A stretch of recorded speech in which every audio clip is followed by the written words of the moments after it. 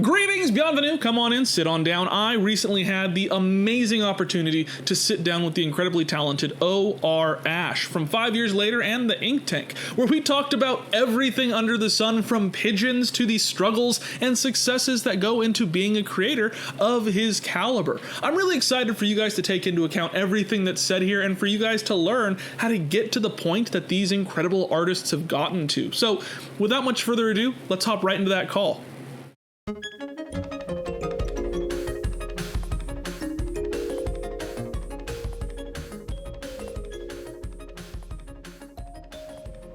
Hi everyone, this is the Thesterninator. My friends call me Stern, and I am here with the very talented O.R.Ash, who has given me permission to call him just Ash.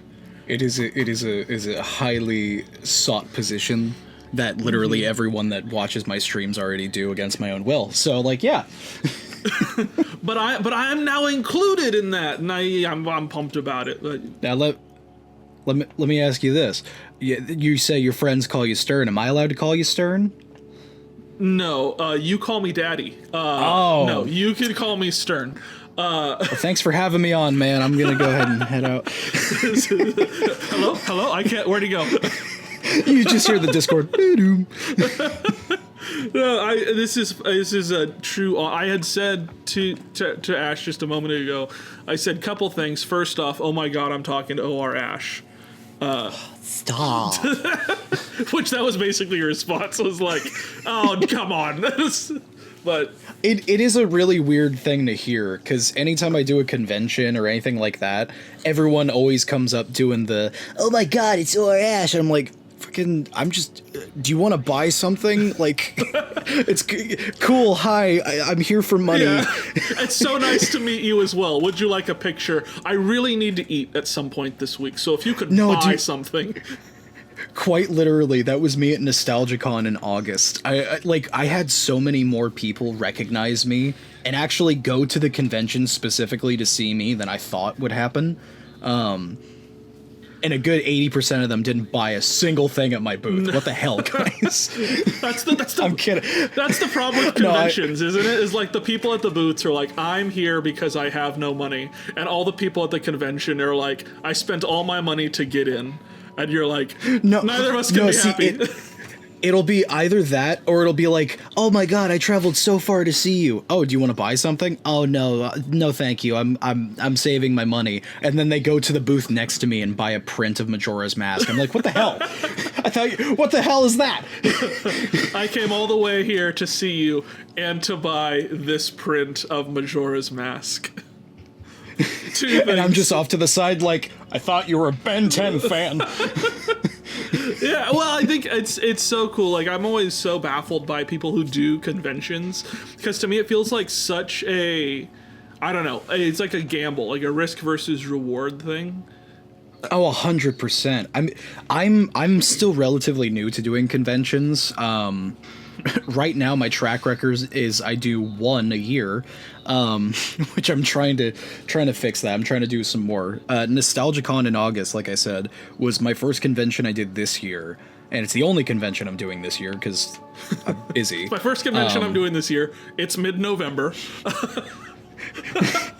But with that one, it can be a gamble getting into some of those, because there's an application fee, and then some places will charge you additionally if you need power at your booth, which I definitely did. I think in total, my entire booth cost between like application, power, I had to pay for parking, and so on and so forth, I think cost me like around $500 to $600. Jeez.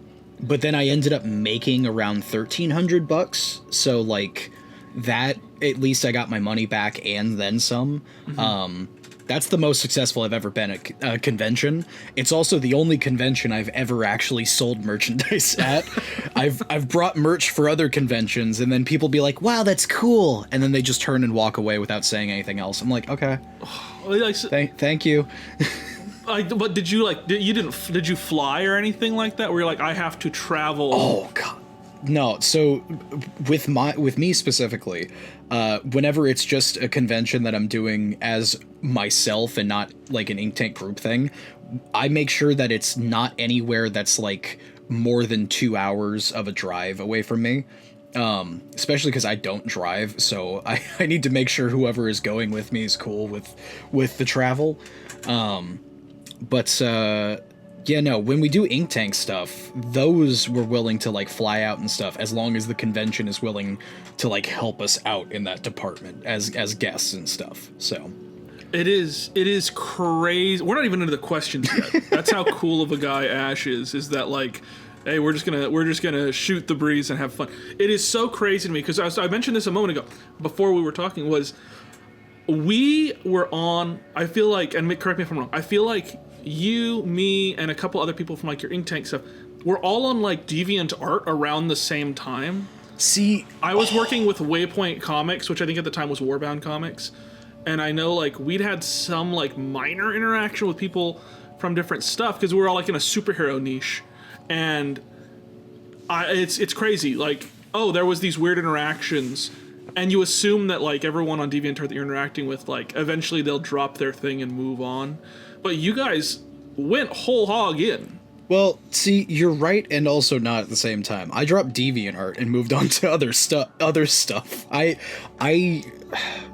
I'm gonna be fully honest, my DeviantArt days I don't remember a whole lot of, because when I did post there like super consistently, like early, I'd say like when I was 16 or 17, that was before Ink Tank, that was before I started drawing Ben 10 stuff. I was just doing my own stuff and posting it up. And of course, how some people are on the internet sometimes, you get stuff like am I allowed to curse on here? I just realized. Yeah. Curse, cool. slurs, whatever you like. Maybe not the second one, but okay.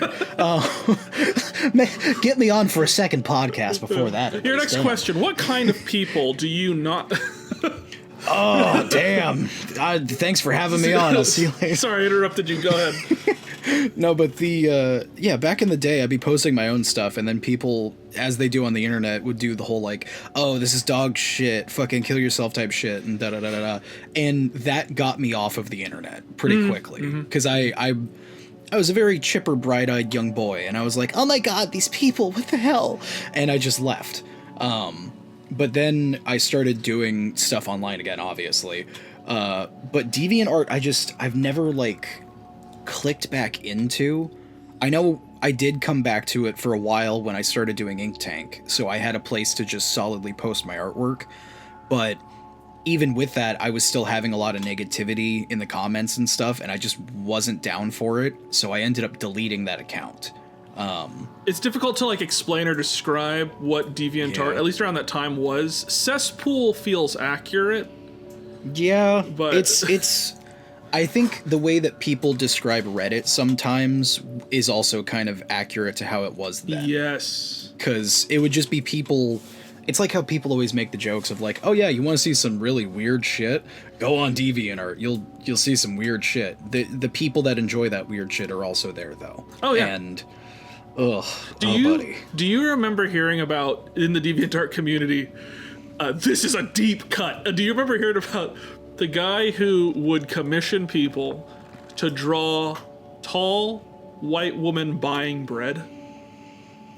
I do know who you're talking about because they hit me up. Did they really? It's so weird.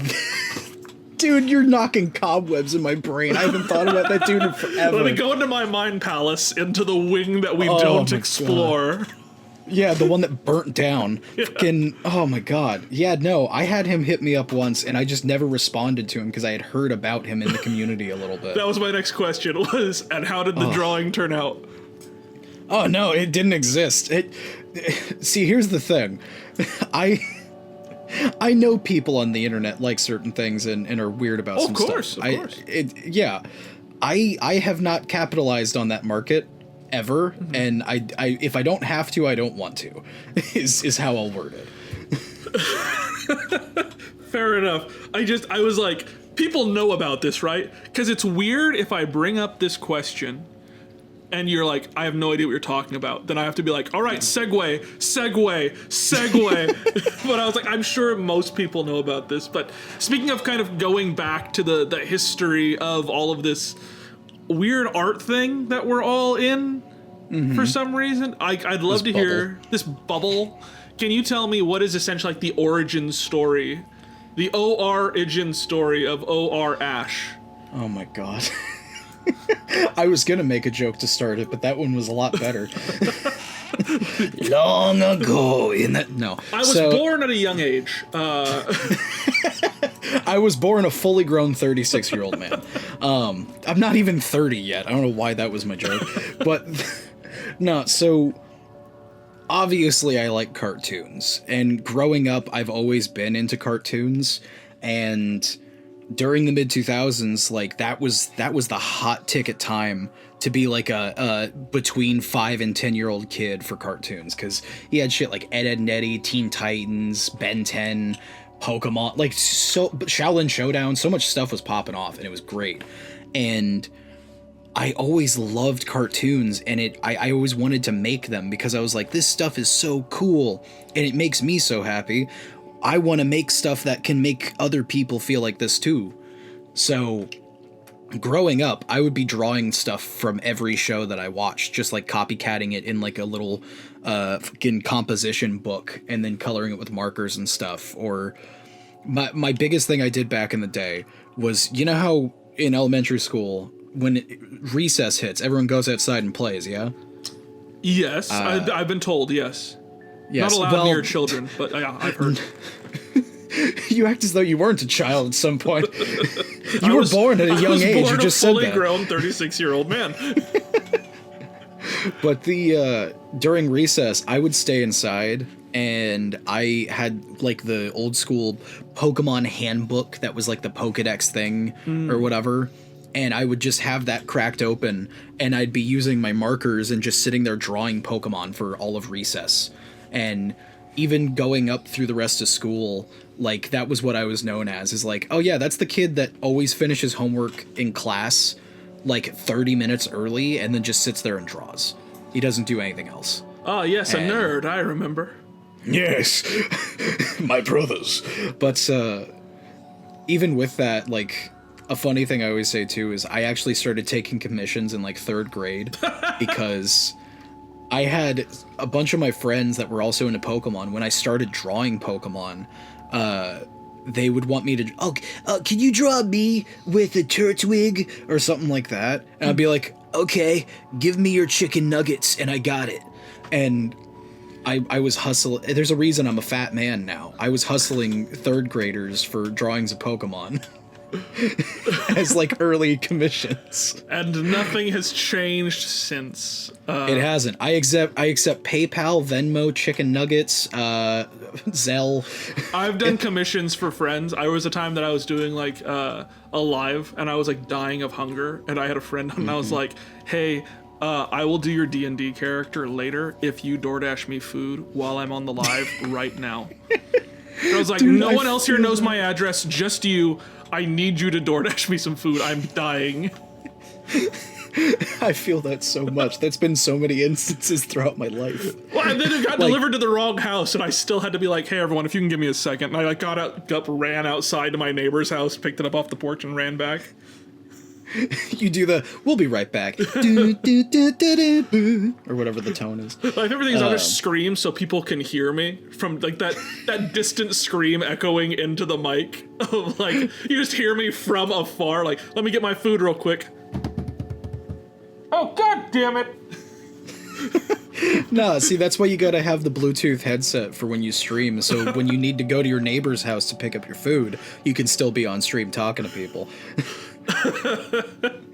You're like, I'm approaching the neighbor's house.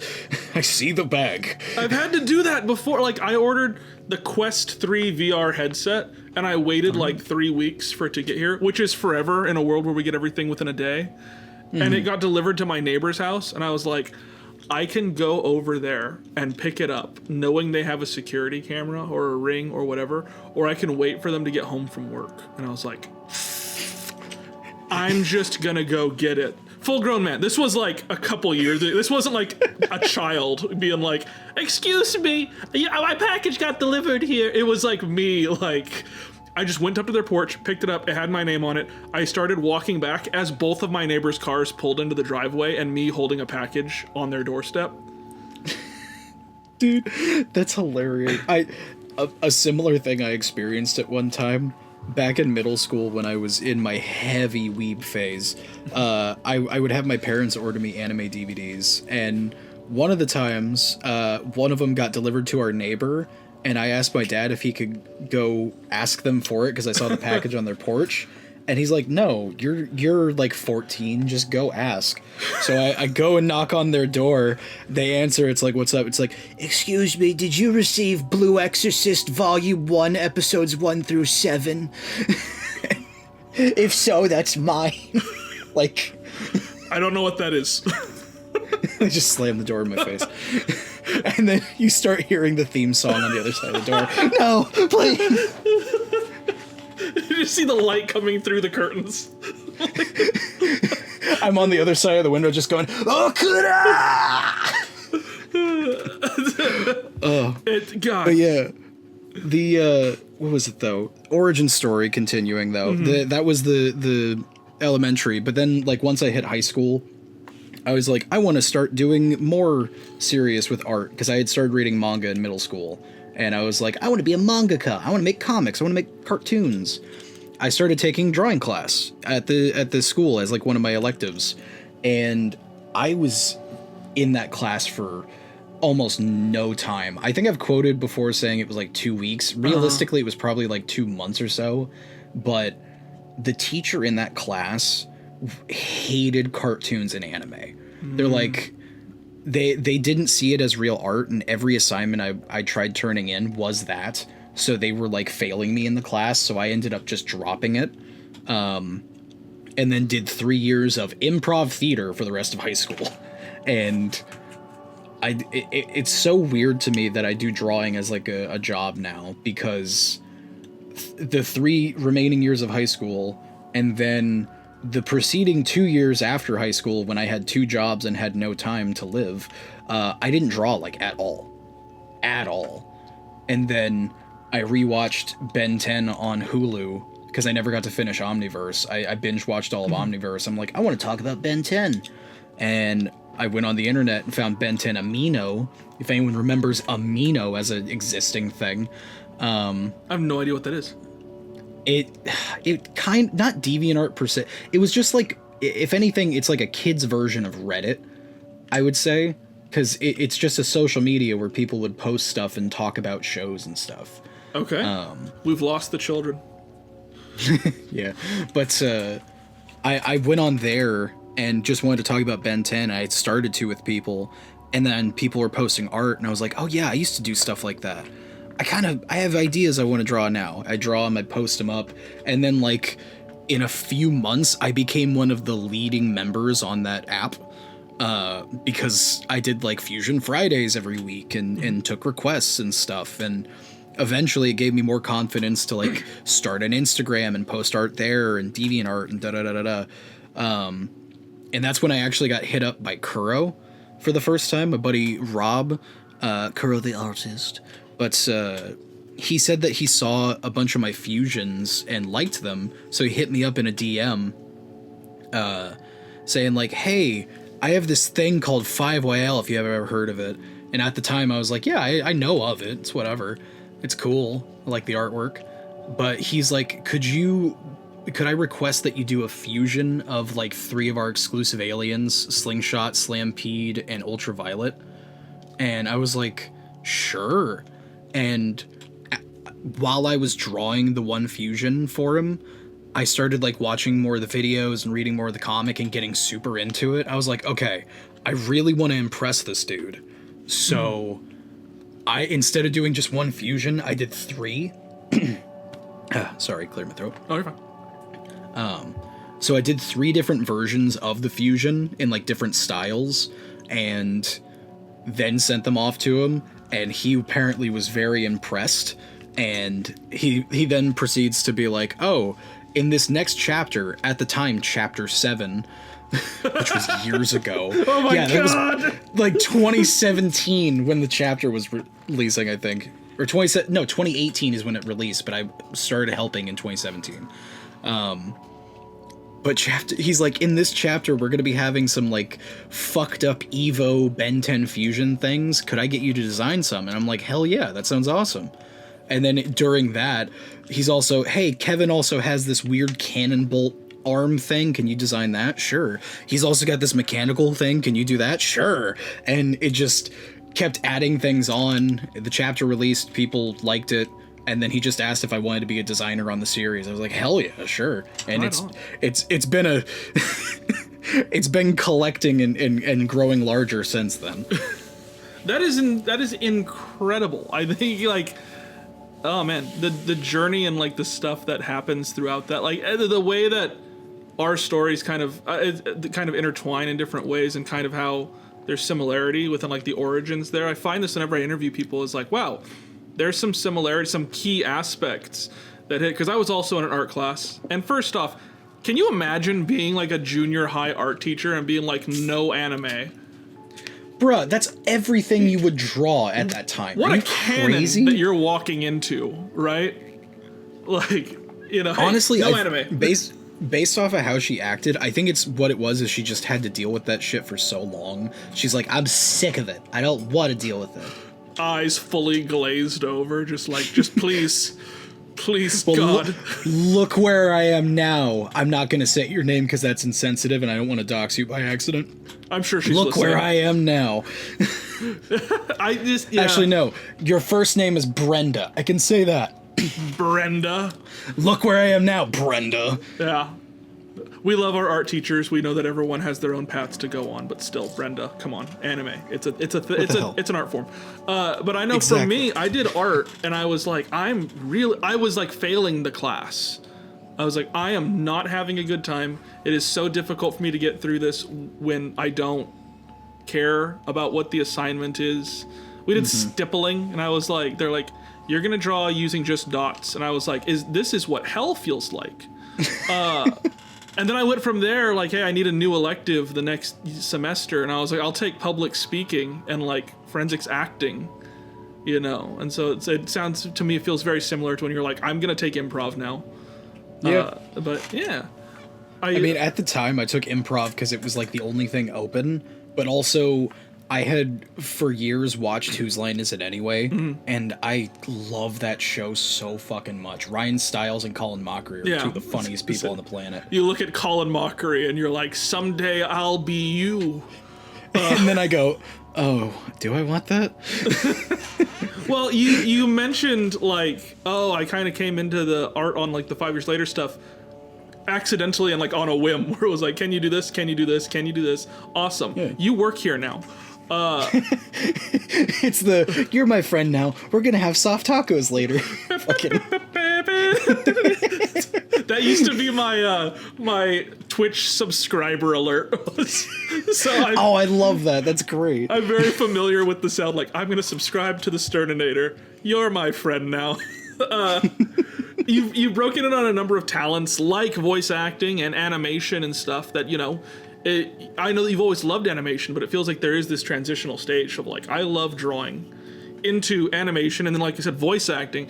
Do you ever feel pressure when you're going into these new areas, or is it something that has kind of come natural to you where you felt like they were all connected, or did it feel like, I'm doing this new thing now, I hope I do well?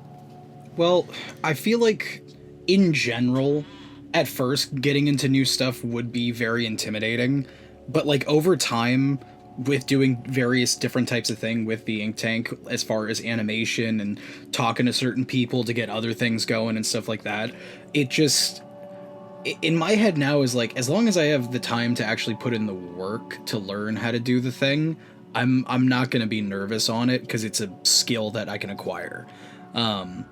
Voice acting specifically, along with the cartoons, I've always wanted to do voice acting. That the voices and the actual animation have always gone hand in hand with me when it comes to cartoons.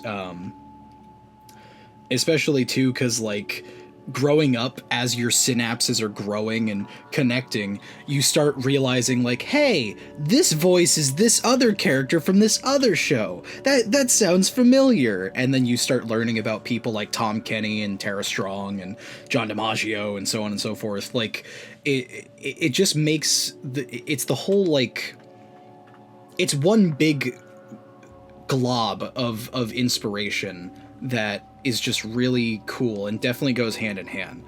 Voice acting I have always wanted to do, and I think what got me really into it, and I hate that I'm about to tell this little story because it's cringy and I hate it, but you remember Brenda? We talked about her earlier. Brenda. No, this was actually no, but one of my first instances where it connected together of like voice acting and animation is such a hand-in-hand thing was with Family Guy, because like half of the cast is Seth MacFarlane, and I was like, oh my god, if I could make a cartoon and voice in it, that would be so cool. Oh my god, I love that.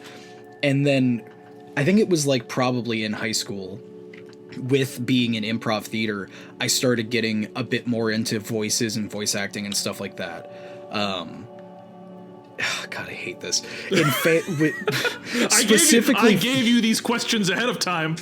I know that. That's why I prefaced with I hate that I decided that I'm gonna say it, because it's not like a secret thing or anything. I've said it online before. It's just cringe. I was super into Family Guy growing up, and in high school, my whole thing was voices and character acting and stuff in improv. And of course with that was impressions. And you got the Peter Griffin, the Stewie, Quagmire, like all of that. You got Cleveland and all that and everything. By the way.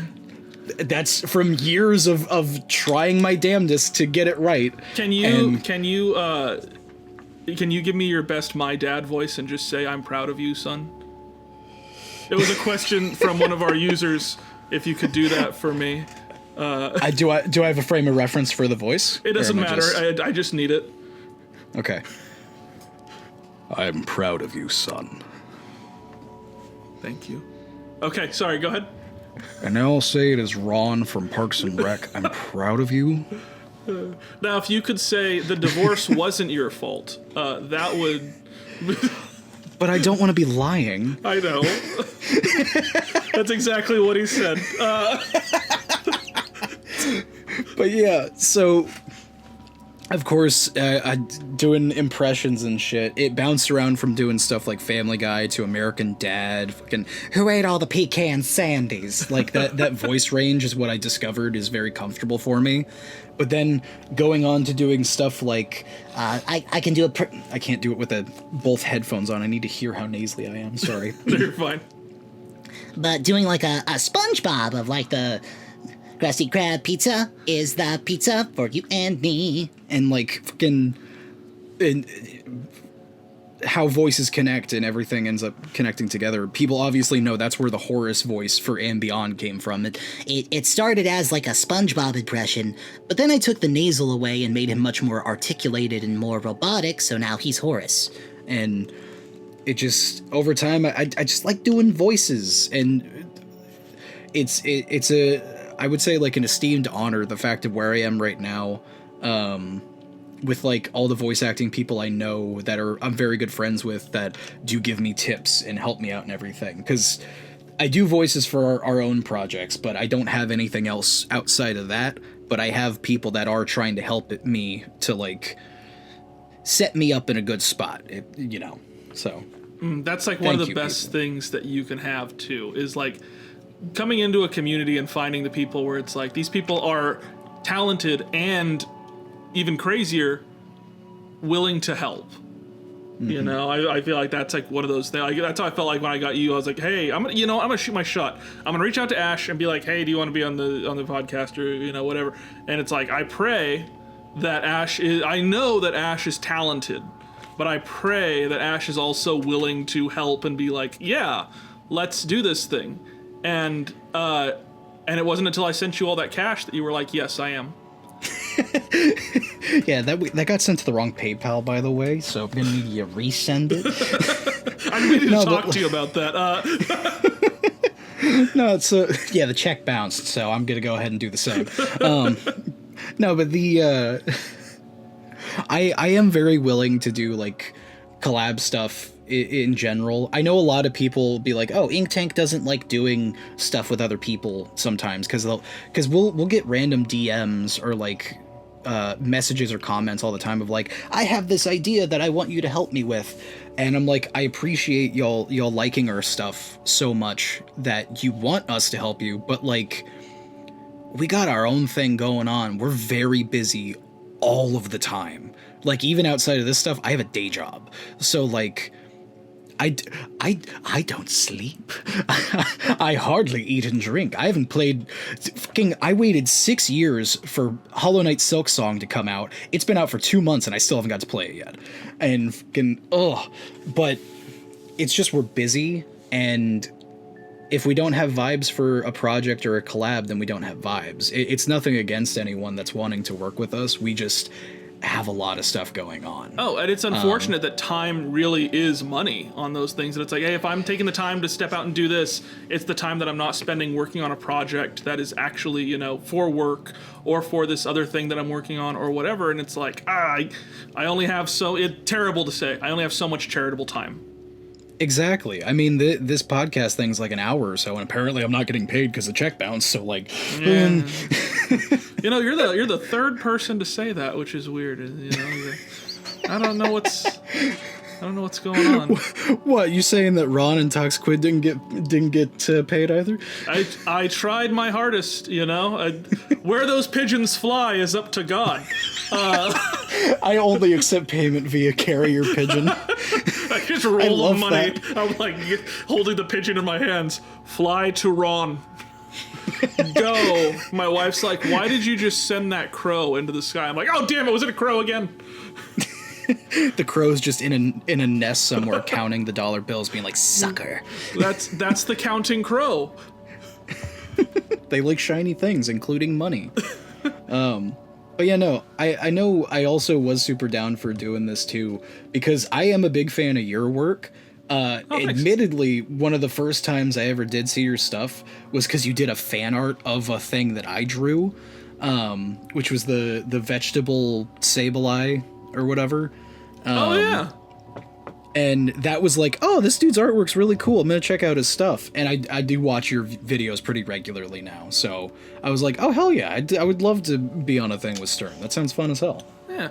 I think I did that. So there was a point in my life where I was like, I was working for the government. I was like, I need to get out of the government. And I was like, I need to start reaching out to people and being a part of this community that I've been in. And so I did that.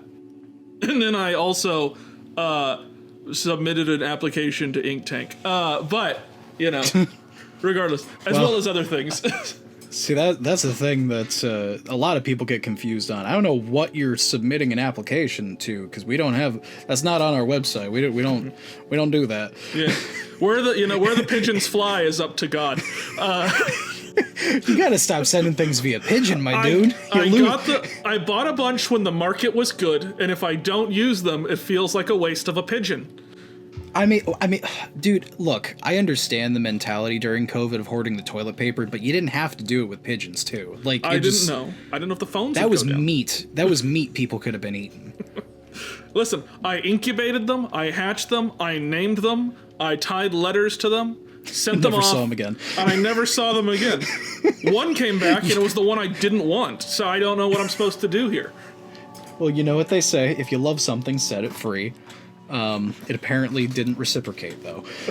And if it loves you, it comes back. And now I'm down 34 pigeons. Damn. You know they do invoices on PayPal, right? The pigeons? Oh, yeah, you know what? That might be where they are now. They're filing paperwork somewhere. So I want to ask this, because I know you brought it up earlier, because I think I know people know you as like, oh, that's one of the Ben 10 guys. That's a Ben 10 guy. But I thought it was interesting. You mentioned like, oh, when I first got started in my origin story, I would draw Pokemon for people. And that felt like that was kind of an introduction. So it's something that I have noticed. There's this hefty overlap between Ben 10 fans and Pokemon fans. I mention it in videos. I say this Venn diagram is damn near a circle. And why do you think that is? That there is such hefty overlap there, or am I fully imagining this from being in this specific niche? I honestly have noticed it as well. Is like, well, first off, for all the people on my Drawing Matrix videos that say all my ultimates look like Pokemon, shut the hell up. This is what we're talking about. Yes, but like, and be quiet. No, but like I have seen a lot of overlap in it, and at least with myself and like overanalyzing how I felt about it growing up and even still now, I just like fun, unique character and creature designs. And I think both Pokemon and Ben 10 have those to a pretty good degree. I mean, you'll have like in Ben 10, there's quite a few that are just kind of like, it's a bipedal, just humanoid guy. And he like Heat Blast. It's just a guy and it shoots fire from his hands or its forearms. It's a guy that punches and stuff like that. Those are fine. But then you have stuff like fucking Stinkfly with his weird ass anatomy and Cannonbolt that curls up into a ball and Upchuck just being awesome. Like, those are the unique things there. And then if you look over at Pokemon, they got, like, weird-ass things like Loudred with the giant fucking mouth and speaker ears, or Shuckle, which is apparently not a turtle. It's a juice container. And I think it's just the really unique creature design is what makes the overlap happen. At least that's what it is for me. Because I love, if it's not obvious from what I do, I love drawing creatures and little weirdos and stuff like that. So that both Ben 10 and Pokemon growing up have always satiated that feeling in my brain. And I think that's why there is an overlap. And is that where like, oh, I'm going to get this wrong. It was like Ben 10, not rebooted, but you did like Ben 10. You did a series where it was like, hey, here's like more creature-esque Ben 10 stuff on Instagram recently, didn't you? Creature wait a where it was second. like they're more monstrous. More monster? Wait, what are you talking about? I'm gonna look on my Instagram because I'm not sure what you're talking about now. Give me a second. You said recently. Ben 10. I don't know what thing you're talking about. What are you talking about? Oh, I'm an idiot. I'm looking at specifically like your Silk Song. I haven't played Silk Song. So I'm looking, and apparently neither have you. Nope. Your Hollow Knight and Silk Song stuff, where it's like this is a style that's a little more intense, which is cool. Like one that I'm looking at specifically is like Voodooed as well. Oh, okay, no. So with those specifically, that whole series that has like that weird stained paper background. Yes. That's a series I do every year called Spooky Scary Sketchin'. But it's a series of live streams that I essentially just me and a couple of my art friends that would do our other drawing streams, Dumb Doodles, together. It's specifically just like Halloween themed prompts, and typically I would do one stream a week with a different prompt. The last 2 years though, I've been a lot more busy, so it's been like the last week of October. Every day I'll stream doing a different like prompt. So like Voodooed, that one specifically. It's Frightwig. No, actually, a lot of people were saying that. I didn't even realize it until after the fact. Really? I was like, damn. Yeah, I didn't think about it. I was like, because what it is that it's the prompt for that stream was Galactic Monsters, where it was essentially just making more monster aliens, and me and my friends had a list of like cryptids, folklore creatures, slashers from movies and stuff like that, and we would just get a random one and make a Ben 10 alien based off of it. Voodooed is supposed to be Chucky doll. Okay, that was my next guess. It's like, oh, if it's not Frightwig, then it must be Chucky. Yeah. But I didn't want to be wrong twice. No, you're good, you're good. Yeah, with those ones, it was just, I really like the old school Enter system designs and wanted to expand the arsenal, essentially. So with that one, I know I did one based off of Chucky, which was Voodooed, one based off of Mothman, which was Behemoth, and then one that was a fusion of, I think, a Bodag and a Kappa, which we ended up calling Bogaduke. But yeah, with those, that was just again making more galactic monsters. Yeah. In, like Ben 10 style. Well, because I noticed that your style is very similar to, like, you can switch between like doing very Pokemon stuff and doing very Ben 10 stuff, and those ones, yeah, they felt very OG Ben 10. They felt a little bit more intense, which is something that I always really liked with the OG Ben 10 series, the original series, was that the characters, they didn't feel like superheroes. They felt like aliens, which is what they felt were. like weirdos and freaks. Yeah, no, it's that. I will say I do to this day think the original series has the best art style, obviously, because it has that like weird, off-putting. Like the way I saw it is that with the original series, if they didn't end up like doing stuff where they're going to space and shit like that later in Alien Force, Ultimate Alien, and so on, I could have seen the original series going on to doing something like Secret Saturdays, where it's just like, oh yeah, they're in the forest camping and there's cryptids and monsters and they hunt down stuff on that level of like a spectrum of creatures and stuff, not going intergalactic with it. So then let me ask this, and this is a question that I didn't prepare you for, because it just came up. Oh no. What, I think you already answered it. You said the original series is the best design. What is the best, taking into account like story, design, characters, lore, what is the best series of Ben 10? Oh, this is such a back and forth question in my head, because like I like each of the series for different reasons. I know over the last couple of years I've said Omniverse is my favorite because the expansive world building is something I always wanted throughout the whole franchise. Right. But you love Reboot. That's your favorite. What? Love is a strong word. I don't hate it.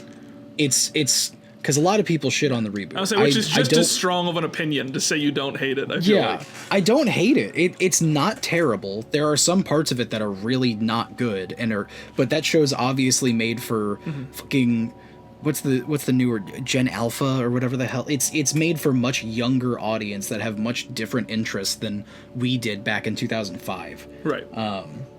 And I get that. There are still many parts of the reboot that got me hyped as a Ben 10 fan, like I did back in the day. And I don't understand the overall hate for it. Well, it took me a long time to get into Omniverse because I was like, I disagree with this. I hate this direction.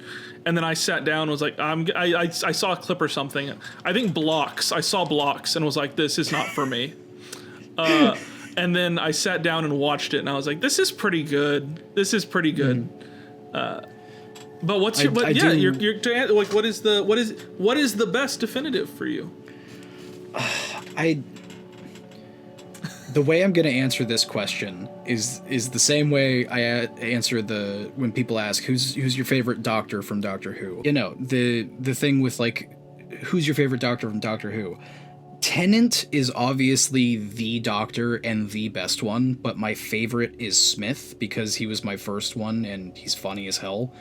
When it comes to Ben 10, the original series is obviously the definitive best version of it. I do really, really like Omniverse, though. Are there parts of Omniverse I don't like? Yeah, obviously. But, like, I don't know. I still really love Omniverse.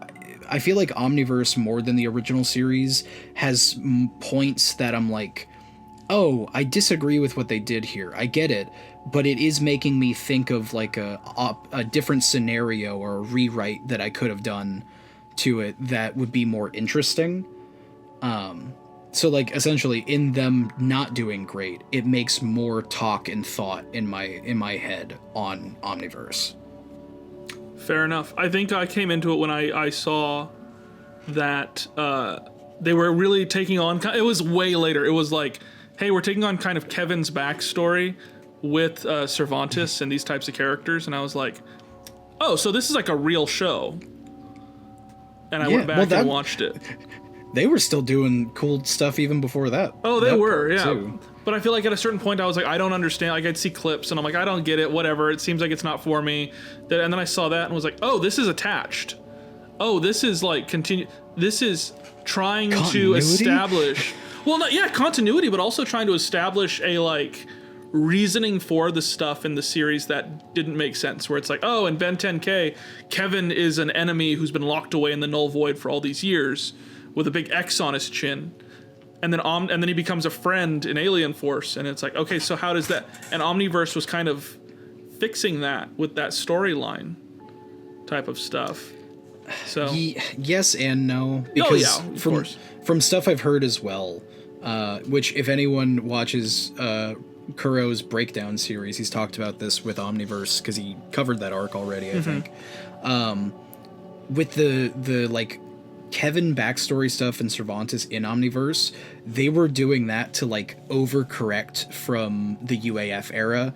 Apparently the writing team didn't really like the Osmosian, like Kevin being an alien. They didn't really like that from that era, so they like rewrote it and retconned it. And I'm like, if you can make an interesting enough idea and it works with everything, that's fine. But like Cervantes saying like, oh yeah, no, fucking this has been the plan the whole time. The Osmosians aren't even a real thing. It's a thing he made up, even though Max was with his dad, who was an Osmosian, and so on and so forth. Like, I don't know. If you can do a retcon and it's interesting and doesn't mess anything up, I'm fine with it. But that one I am still, I wouldn't say salty on, but like, it wasn't necessary. I think overcorrection is the best term to use for it. Yes, they were overcorrecting in a different direction. Yeah. So I'll ask this: when you yourself are working on projects, whether it be like 5 years later and beyond, your own personal accomplishments and projects, I think a lot of people are curious, because when people tune into this stuff and people see you guys and they see other creators, the thought is like, how do I get there? So my question is, what does your process look like? Because you do a lot of stuff. You do a lot of stuff, and while you do have a team, I know that a lot of your stuff is like you beginning to end very often, especially on your personal stuff. So what does that process look like? See, that's the thing, is at least with me, I feel like there is no like solid process still. I'm still in the midst of trying to figure it out and making things work, because with our projects, they're constantly shifting and evolving and changing little bit by little bit. Like, for instance, with And Beyond, the basic, like, dumbest down version of it is that I spend some time researching the topic of the episode. I then write a script. I get Rob's opinion and approval on it, because it's canon to 5YL. I don't want to mess anything up on his end. Then I do the artwork. I give the artwork to Rob with a set of storyboards that I slap together, and then he edits it following those, and we post it. But that process changes immensely if, like, oh, in this episode, we're going to have an animated segment at the end, or, oh, we're going to have a voice guest, so we're going to have Kellen be doing this to get them on, and da-da-da-da. Or even, like, right now, with And Beyond the movie, this is going to be like the most animated thing we've done with And Beyond, and it's just it's a whole different process. But I would say, as an advice thing for people trying to do stuff like this, is I'm trying to think how to word it exactly. Do it because you like it. But if you're wanting it to be like a solid thing, have an ending in sight from the beginning. Because, admittedly, with And Beyond, the whole series of it, and even the movie, it was kind of like we were just doing stuff, and then, oh, this is a storyline we could be doing with it, with Ziskare. And then, like, we would have to change things, be like, oh, this is what works now. Oh, we change it again. This is what works now. So on and so forth. That process is very difficult and very stressing. Like, with And Beyond specifically, we're on season 2 right now. I think we only have like 3 episodes of season 2 out, and now we're doing the movie. I planned on doing like 5 or 6 more episodes before this movie, but because we know people have been waiting like 4 years for a resolution to this Ziskare thing, and we don't want to make them keep fucking waiting, we're like, we're just gonna do the movie now. This is how we can make it work. This is how it's going to work. Right. We're tired of knowing what the end is and trying to find ways to make stories fit within the confines of where we're at and where we're going. We're just gonna Exactly. Know where you're going before you start the destination, or before you start the journey. And as Miley Cyrus once said, the journey is half the journey is half the fun of getting there. Something. She said something terrible in a demonic voice about. I thought she said it's the climb. It's the climb. She said, "Life's what you make it. So let's make it right." I have another question here, and this is a question from one of our members, from lovely, beautiful member IR fan, I think, says, question for Ash. Considering your work with making ultimates for aliens, is there a chance for us to see any future collaboration between the two of you, meaning you and me, in each other's fields, i.e. making Mega Pokemon and Ultimate Aliens? Oh god, I would 100% be down. I've been trying to get into doing Pokemon content on our stuff for years. And we always end up being so busy with Ambient and 5YL, and we have to take into account what would be good algorithmically and stuff with our audience. So like, I think I've only done I've done 6 Pokemon videos in my entire time on the Ink Tank, which one of them is my first ever video where I was talking about fucking predictions for the Detective Pikachu movie. God. And, Which all turned out to be right. I was completely correct, and the movie was not great. But, we never got the sequel, still won't. But, and then the other 5 were for, I think it was the 25th anniversary for Pokemon a few years ago. Mm-hmm. I did Paleoform Pokemon, where it was like extinct evolutions and stuff like that got lost over time. But I've always been down and wanting to do Pokemon content. So I'd 100%, I'd already made ultimates for all the fucking Ben 10 aliens. I'm gonna spend the next years doing megas for every Pokemon. No, God, no. But the algorithm would love it. Oh no, but like you said, you'd be like, I'm not having a good time. I feel like some of it would be fun, because like that's a thing with both the Ultimates and Mega Pokemon. I've talked about it on my Ultimate series a lot. I don't care for OP characters and stuff like that. It's not interesting to me when something is just so powerful that nothing can stop it. That's boring to me. Well, we both came from DeviantArt, and I feel like coming from like the superhero fandom there, that was like 90%. Here's my character. Mm-hmm. He has no weaknesses. He's the smartest, strongest guy in the room of any room he comes into. Yeah, it's not fun. No. Because like the Ultimates, I did those because I know there was an interesting angle of like having evolution and expanding upon their natural abilities and stuff. Mm-hmm. Plus, a lot of people just really liked Ultimates and kept giving me shit for the fact that I didn't watch Ultimate Alien. So, like, I started that series, I watched the rest of Ultimate Alien, I finished that series.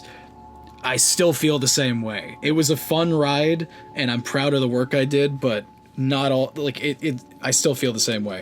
With Mega Pokemon, I have the same type of vibe. It's like, sometimes it's not necessary, or the design can be very redundant, or just like I'm gonna crap on Legends EA for a second. These new megas, some of them are fun little guys and stuff like that. Some of them I'm like, what's the reason this exists? Name names. Like, I like the idea behind Mega Feraligatr, but at the same time I'm like, what is the point of it exactly? Yes. I agree. It's like, it's one of those things where it's like, hey, here's a fun little animation gimmick or mechanic, and we're going to throw design out the window to allow that to happen. Well, not even like, because that's the thing, is back in the day, during X and Y's first release, the Megas were like, oh, it's supposed to be specifically a more powerful version, and that was the design scheme with it. Like, it was kind of all over the place. Some of them would be based off of certain things, some of them would just be expanded upon evolutions, some would just get long-ass hair. Like, it had different things to call something a Mega Pokemon. Right. Now, though, with Legends ZA, they're doing like a big focus on incorporating elements of pre-evolutions into the final evolution's design. Like, again, with the Feraligatr, I like the idea of it. The execution with like the fucking toilet seat fucking thing, that was lame. I don't like that. Ugh. I saw someone do a design, they did like a redesign of what could have been, which these have been phenomenally better, I feel like, than what we've seen. They said if you just split the Totodile head in half, it creates a pair of giant wings. And it's like, yeah, Feraligator's like a dragon now. And it's like, oh, that's kind of cooler. Yeah, because the typing on him when he Mega Evolves is Dragon Water, isn't it? Yeah, I think so. And so yeah, that would make a lot more sense to me then. It plays into the design. You don't change hardly anything of the Mega, but it informs so much. And I don't know, I feel like a lot of the Megas in ZA, it's my turn to talk crap on Legends ZA now. We're in that part of the podcast. Where I feel like a lot of them are almost, they feel like one step away from what would have been the best version of the Mega. Oh, 100%. You know, like they could have been better. Yeah, it feels like they're one step removed. Like when I think of like Megas that I enjoy, or Megas that, I'll say this, when I think of Megas that I don't necessarily like, but they fit the niche, they fit what they're going, I think of like Mega Glalie, where it's like, is it my favorite look? Not really. But does it look like a Mega form of Glalie? Absolutely, sure, of course. Yeah. But I feel like a lot of these ones, it's like a lot of the new ones, a lot of what these kids are talking about nowadays. Listen, when I was a kid, things were better. But back in my day when Mew was under that truck, I remember when Megas were this and that. And it's like, Grandpa, that was like 7 years. That wasn't even that far back. But I feel like Mega Frostlass, I'm like, oh, Chef's Kiss, love you. Oh, that one's fucking amazing. Yeah. I love the Frostlass. Give me more of that. But it feels, because it feels like it is the fullest extent of that Mega form. But then you have other ones where it's like, I'm gonna put myself on one side of the fence here. Mega Dragonite, cool design, but it doesn't feel like a Mega. It's not enough. It's not enough. Well, for one, should have just made it blue. That's exactly what I was gonna say. Especially if you're going with, because they said that the whole idea is taking pre-evolution elements and putting them on the final. Why not make Mega Dragonite blue? That doesn't make any sense that they kept it the same color to me. Yeah. And I don't know. I feel like with a lot of these, they were going for safety more than anything else. Because like, think of it like this: back in the day when they dropped fucking Mega Heracross and Mega Pinsir. If they would have dropped those now instead of back then, how much of a weird recoil people would have gave to it. Yes. Because how drastically different they are. Yeah. But with these now, like, Feraligatr has a hat, fucking Meganium has a scarf, Emboar is the same fucking thing. Taller. Like, it just, barely even. Some of the new Megas I do think slap and are really good. Or they're stupid as hell and they're fun because of that. Yeah. Like, people hate the Starmie. I do hate it, but I also love it because it's dumb as hell. And the fact that that's the quote-unquote Mega Starmie. Like, if that was Mega Starmie Y and then Mega Starmie X was like an actual cool thing, I think that would be a perfect balance. Oh, for sure. It's like, I feel like Mega Starmie or like Mega Starmie Mega Victory Belt. I'm like, yeah, they're goofy, they're weird. You get one, but you're on thin ice. Yeah, exactly. Everybody gets one. Yeah. But like the fucking because some of these I'm like, how you said, it just feels like they didn't finish the idea or they played it too safe. Because one of my favorite Pokemon of all time, Sableye, he got a Mega Evolution back during O.R.Ash, and I was happy for that. But at the same time, I'm like, nothing really happened to him. He just has his gem in his chest jumped out and got big. And at the very least, especially because he's introduced during O.R.Ash, have there be two versions, one that has a ruby, one that has a sapphire. At the very least. Oh my god. Thank you! See?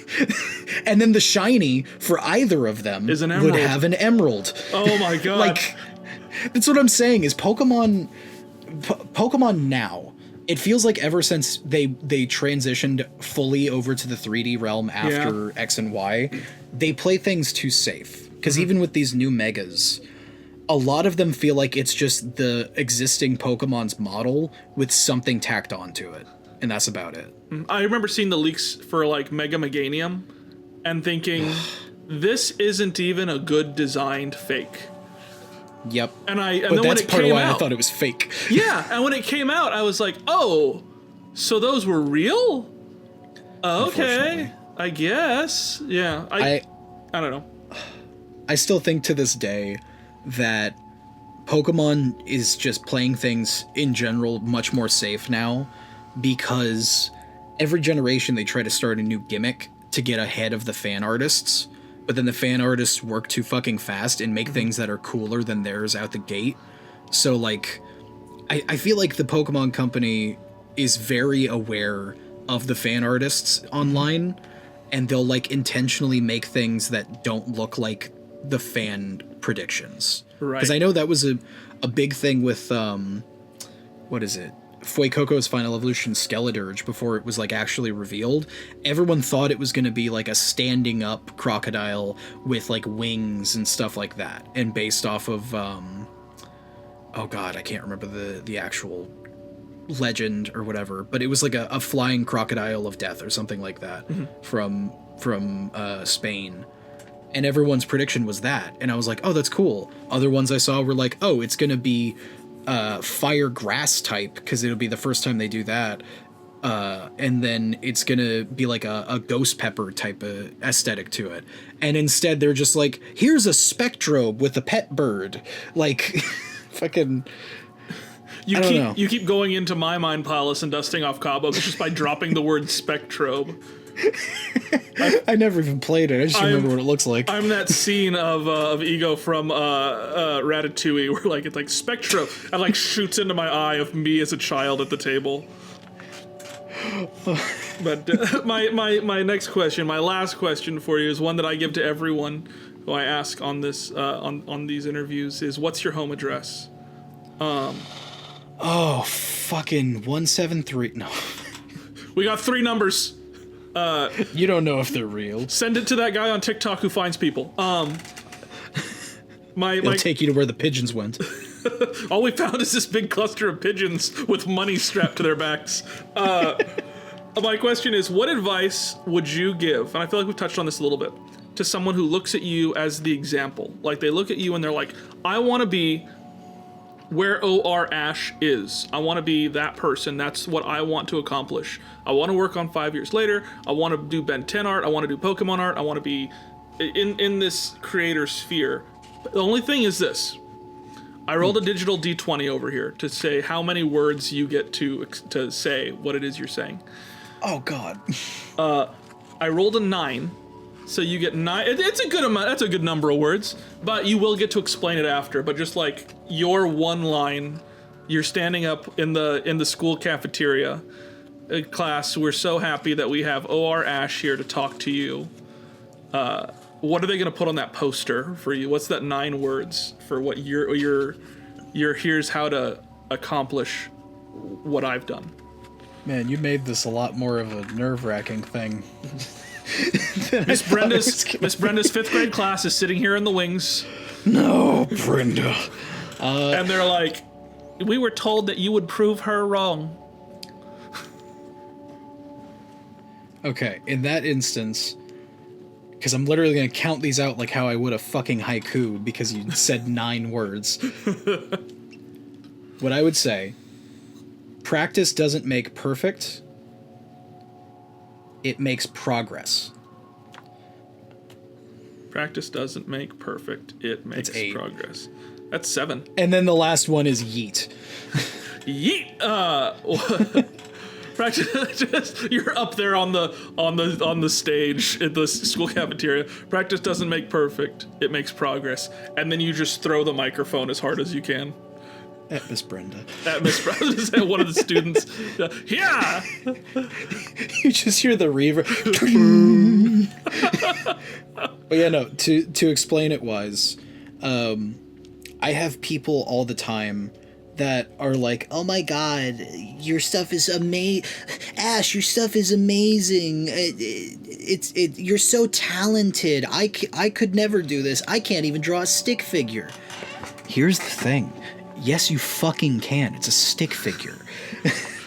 But the joke aside, in my head, especially with art, it is an acquired skill based off of your own motivation and dedication to doing it. I feel like anyone, to jump back in Ratatouille. I was going to say, are we pulling back Ratatouille? Yeah, anyone can cook. You just need to learn how, is what it is. Like, because people ask me all the time how I get good at drawing and stuff like that. I do literally tell them, perfection doesn't exist. Practice makes progress. I feel like if you're a real artist and want to be a real artist, you will never actually hit the ceiling of and be like, oh, this looks great. I'm satisfied. This is fantastic. The best it could ever be. That perfection doesn't exist. If you're an artist, an actual artist, and really care about it, you're gonna keep going at it and keep practicing it until it gets better and better and better and better. So if you're new to being an artist and even getting discouraged by like, oh, it doesn't look good or anything like that, everyone's stuff looks like dog shit at first, dude. Mm-hmm. Just practice, and don't stop practicing if you want to be good at it. Well, I think we've all as artists had that instance where you're like, you draw something and you're like, this is it. I've perfected my craft and style. This is beautiful. And then you put it away, and then like years pass and you come back 3 years later and you're like, oh, let's take a look at what I did. And you look at that same thing and you're like, this is terrible. It's the Dipper from Gravity Falls. This is worthless. This is worthless. Yeah, but I feel like we've all kind of had that situation where like, wow, what a beautiful, wonderful drawing. I was going through my garage and I had found like an old binder of like art, and it had like the thing where you could slide in a picture on the front. And I'm sure at the time I was like, I'm going to put my best and favorite picture here in the front so I could show off my portfolio that I'm building. And this was probably when I was like 15, 16-ish. And I pulled it out and I was like, good God. I mean, it's okay. Like, I don't want to bash on my former self. I'm like, this is okay. But like, I wouldn't keep this now. If I drew exactly this now, I wouldn't keep it. I'd be like, well, I guess I'd start over. Yeah, no, I feel that. A thing I like to do in that same realm a little bit is that, how I said earlier, like, oh yeah, I spent all my time just drawing Ben 10, aliens, and Pokemon and shit while I was in school. I still have those sketchbooks and binders, and I literally have them on the shelf directly to my left. Because if at any time I'm like dogging on myself too much, or stress is getting to me and I'm like, oh, this looks horrible and I'm running out of time, this is terrible, I will look into one of those and be like, look how far you have come. Look how much better what you're doing right now looks than what you've done before. You're making progress, you're getting better. Don't be discouraged by it looking bad. Yeah. In that same realm, but in the opposite take, also don't get too high in your britches and be cocky. No. That's annoying. Oh, it is. I've talked to some artists who are like, kind of like that. Like, listen, I'm pretty good at my stuff, but I'd love to see your style. And then I do something, they're like, it's not good enough. I'm like, but you brought me on to draw my style. Exactly. That's a thing I used to get a lot with commissioners and shit. And from dealing with just my own self-image with stuff like that, and then dealing with people doing commission stuff and being assholes like that, currently I'm in a state of like, I'm confident as hell that my art is good, even though I don't think it looks good half the fucking time. Oh my gosh. Like, I know it's good. I know other people like it, so it's fine.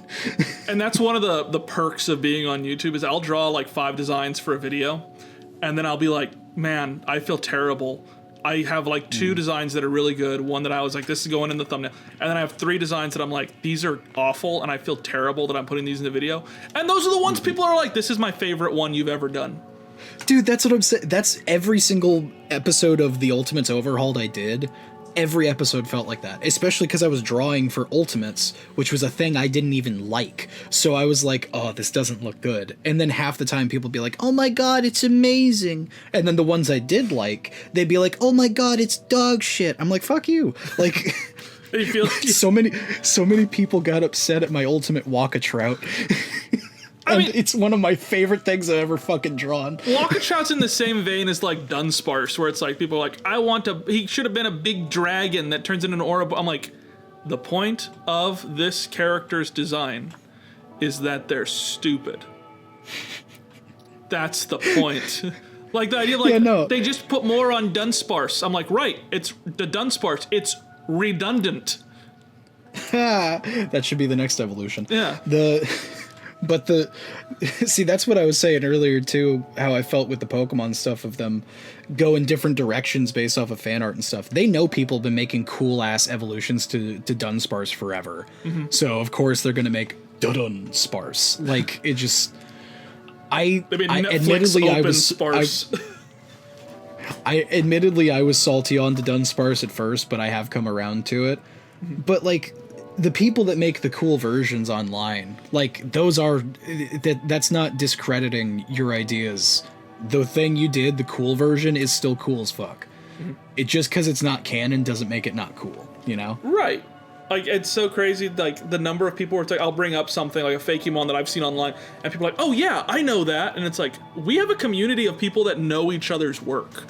That's crazy. Yeah, it's weird thinking about sometimes, because, like, I've had people before, I've been recognized in real life, mostly at conventions, but it'll be a convention, like, I don't have a booth at, I'll be decked out in like a Pokemon splatter shirt and cargo shorts. I'm wearing glasses and a fucking hat or something like that, and not my regular one. So it'd be hard for people to recognize me. Mm-hmm. But then if someone does, and then like they're dressed as fucking Hatsune Miku, and they're like, "Oh my god, I love 5 years later." I'm like, "The fuck are you talking about? That's not your niche. You're dressed as Miku."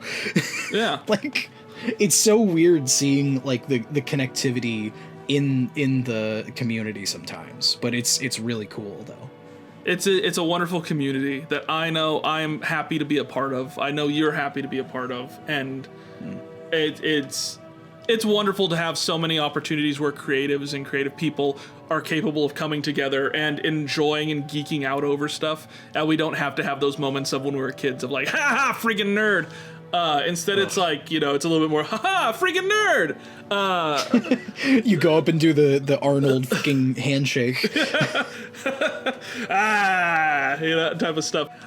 Ash, again, just thank you so much for being here. I hope you're doing well. Anything to say? I mean, I'm surviving. Are you? So there you have it, an amazing creator and the story of how they got to where they are. It's always so interesting to find the similarities that we as artists have to one another, as well as the differences between our different journeys. I want to give a second to thank our Patreon supporters, the people who help make these videos possible. If you want to get Photoshop files for art from other videos, those are there under a specific tier. We also give high resolution images and early access to these videos as soon as they're done. I also want to give a shout out to our YouTube members who also get early access, but get to actually input their questions into these videos and interviews. If you want to have a moment to ask your favorite creators a question, make sure to hop into that membership option. It's only $5 a month, and it allows you to have your voice heard by the people who challenge you as artists to be better and be more creative. But all of that said, it sounds like you know where to find me. I'm going to have O.R.Ash's info down below so you can find him too, and bye.